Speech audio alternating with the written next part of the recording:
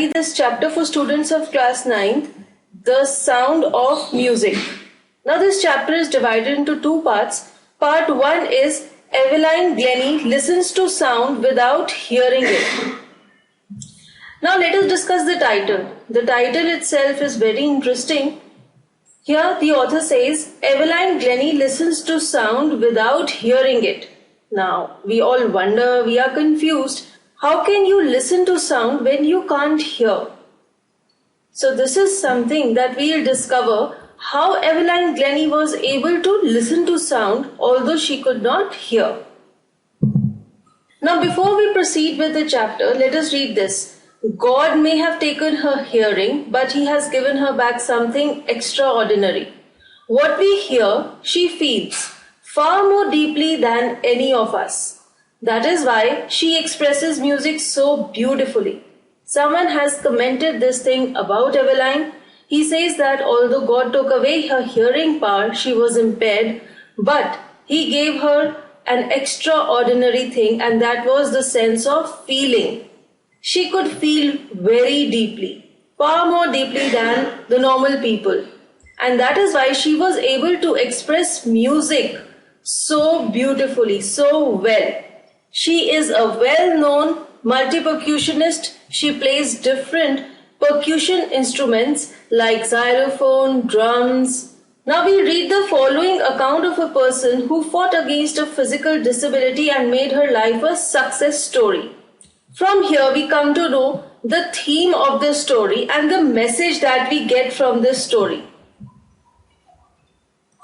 The story of Eveline Glennie is a motivational story. It inspires all of us to overcome our physical disabilities and achieve our dreams and goals just like Eveline did.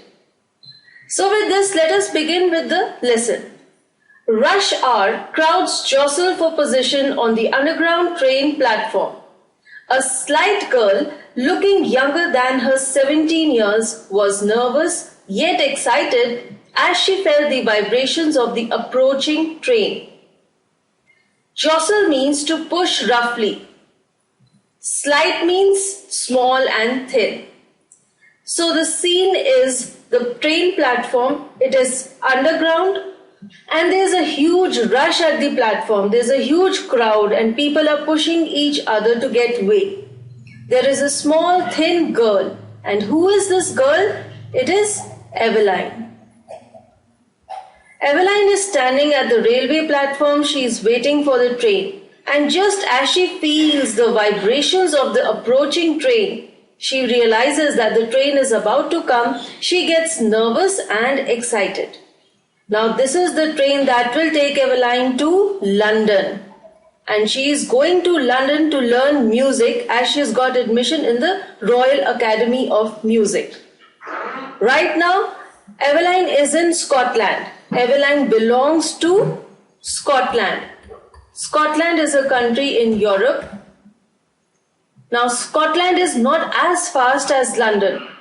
London has a very fast life. It is urban, whereas Scotland has farms and countryside. So that is why Eveline is nervous because she is leaving Scotland for London. And she is also excited. Now why is she excited? Because she is doing something that she has always dreamt of. She is going to the Royal Academy of Music to learn music. It was her first day at the prestigious Royal Academy of Music in London and daunting enough for any teenager fresh from a Scottish farm. Daunting means frightening, scary. Teenager means a person who is in his teens, like here, Eveline is 17 years of age, she is a teenager. And she is fresh from a Scottish farm. Just now I told you that Eveline belongs to Scotland. Scotland has more of farms and countryside, and so she has not seen a fast life. That is why she is nervous. But this aspiring musician faced a bigger challenge than most. She was profoundly deaf. Profoundly deaf here means she was absolutely deaf. She could not hear. And this was a bigger challenge for her. Moving from a rural area to a fast life was a smaller challenge, but Eveline faced a much bigger challenge in front of her, that was her loss of hearing. She could not hear.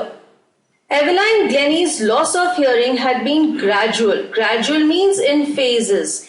Slowly, she started losing this power of hearing, and one day she was absolutely deaf. Her mother remembers noticing something was wrong when the 8-year-old Eveline was waiting to play the piano. They called her name and she didn't move.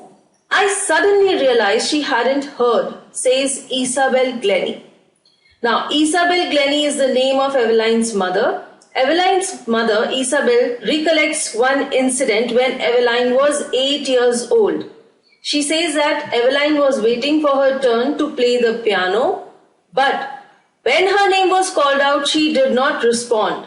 And her mother Isabel realized that Eveline did not respond to her name. That means she did not hear her name being called out. For quite a while, Eveline managed to conceal her growing deafness from friends and teachers. Conceal means to hide. Now, as Eveline lost her sense of hearing in phases, it was a gradual process. In the beginning, when she could hear partially, she managed to hide this disability from her friends and teachers. But by the time she was 11, her marks had deteriorated and her headmistress urged her parents to take her to a specialist. Specialist is a doctor, but by the time Eveline was 11 years old, her marks had deteriorated. Deteriorated means worsened, reduced, and her headmistress urged. Urged means requested. The headmistress requested her parents to take Eveline to a doctor. It was then discovered that her hearing was severely impaired as a result of gradual nerve damage. Impaired means weakened. When the doctor checked upon Eveline, he found out that Eveline had lost the sense of hearing. They were advised that she should be fitted with hearing aids and sent to a school for the deaf. Now, the doctor advised Eveline's parents that they should get hearing aids for her. Hearing aids is an equipment that is fitted into your ear and it helps the person to hear to some extent. And he also suggested that Eveline should be sent to a school for the deaf children. Everything suddenly looked black, says Eveline. Now, when Eveline discovered that she could not hear, she would be sent to a school for deaf children. She was not as good as normal children.